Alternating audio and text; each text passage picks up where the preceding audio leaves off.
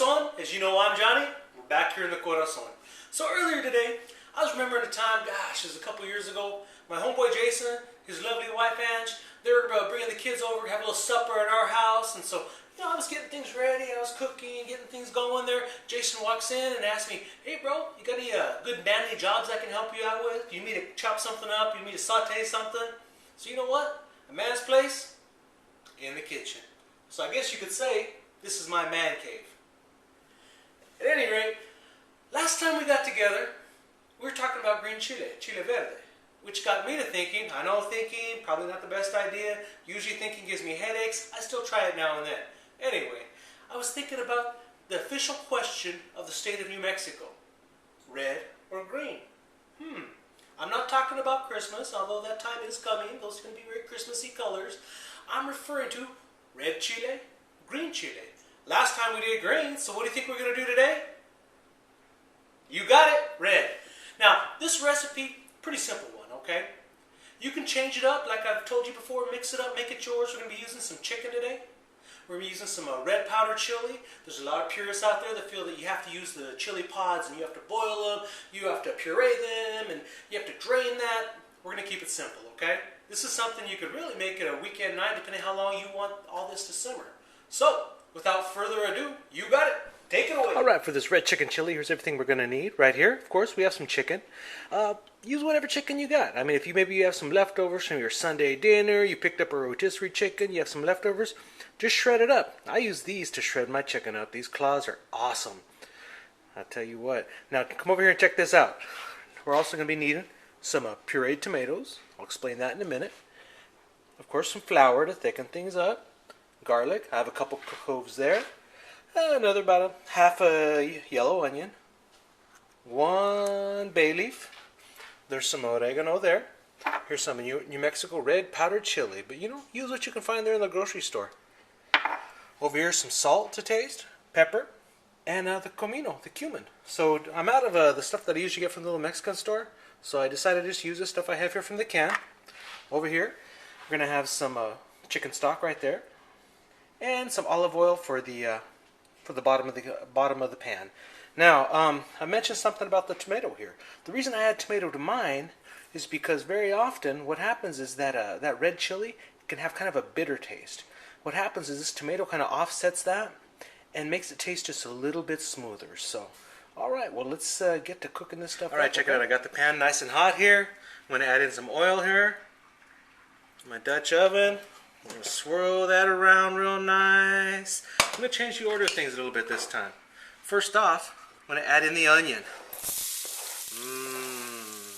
Once again, to taste, depends on how much you like that onion. That's about a half an onion in there. I know some people that like it even more, some like it less, but just add that in there. We're going to want to get that just a little bit soft, okay?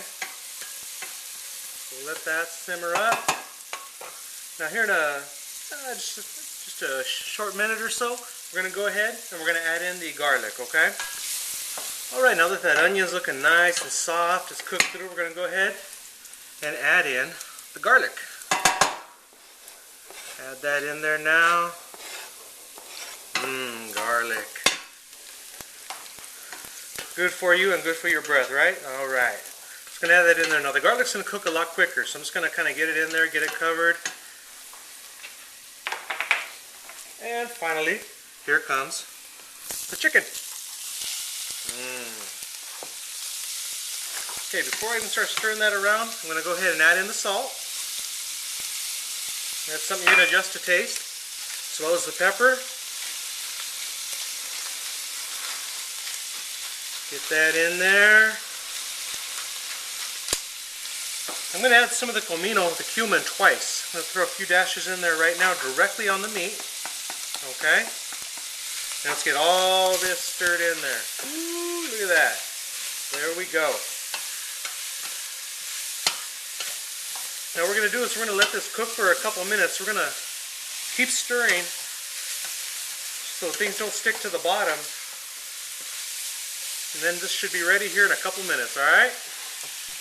Alright, now that we've let that cook for a couple minutes, I'm going to go ahead, and just like the last time with that green chile, we're going to go ahead and we're going to make a roux.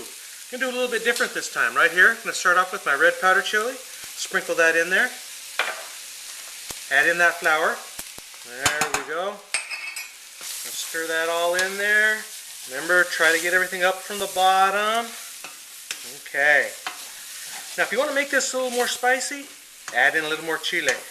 And after you get everything going here, you can always taste it too to see if you need to add anything to it. Sometimes with chile, what I'll do is I'll even add in some like a chili piquin, the whole chili. It's dried. I just drop it in there while it's cooking for a couple hours. All right. Now that is looking pretty good there. So we're going to go ahead and add this in. That's that chicken broth. So we're going to stir that up. And it's going to start thickening up right away, okay? Just going to add it in. Stir and see it thickening up there? Okay. That's a good sign. So next we're going to add in a little bit more. Stir that in. Stir it in. Now it's not looking real red now. I think I might have to add a little bit more that red powdered chili as we go. Remember, that's one of those things that you're always going to adjust to taste anyway. So, here we go. All right, let's go and finish that up. All right, looking good. So we stir it in there. Going to let that get going. Going to let that simmer for just a couple of minutes before we add in a few more things, okay? All right, this has been simmering for a couple of minutes. So next thing I'm going to do is I'm going to go ahead and add in our pureed tomato. Get all that in there. There we go. One thing I recommend too is while you're cooking, go ahead and do a quick taste test. Get a clean spoon, dip it in there, see if you like where it's going. If it's not, change things up, okay? There you go. So I got that in there. I'm going to go ahead and I'm going to throw another dash of comino in there. A couple dashes. There we go. How's that? A little bit more pepper. Pepper will really help bring out some of those other flavors that are already going on in there. Help things get all mixed together, tasting all delicious and whatnot. Now, here we go with some oregano. I'm going to kind of crush that up a little bit more. Add that in. Oh yeah. Can smell that. It smells so good. Now, the last thing I'm going to add in here is my bay leaf. Drop that in there. Okay. Look at that. I'm going to stir everything in. Now what I'm going to go ahead and do is I'm going to let this simmer for, I don't know, an hour or so. Let all those flavors come together. Alright, so let's let this go. Look at that. It's been simmering for, gosh, about 45 minutes or so. Give it just a little bit more time. Looking real good, just how we like it. Now think about this. This is something you can make enchiladas with, make your burritos with, however you want to make it. You can even eat it just as a soup. Remember, make it yours. Do what you want to do with this. So that's my chili recipe. We used chicken for this one today. But with Thanksgiving just a couple days away, you might get tired of having a turkey sandwich. Maybe you want to mix it up a little bit. Make some chile with that turkey. Works the same way. Really, you could use any meat with this, okay? Just change things up. Make it how you like it. What you want it to taste like. Remember, it's yours. This is your world. Now, that being said, with Thanksgiving starting, I was thinking a lot about my brothers and sisters in arms. In particular, I was thinking of my nephew, David, stationed in Korea. My godson, Christian, who's in boot camp right now, basic training. My cousin, Sean, out on the East Coast. My homeboy, my brother Vince that I grew up with, who's a career officer. And all my brothers and sisters in arms during this holiday season who may be away from family and loved ones. Especially for all of you downrange. I salute you.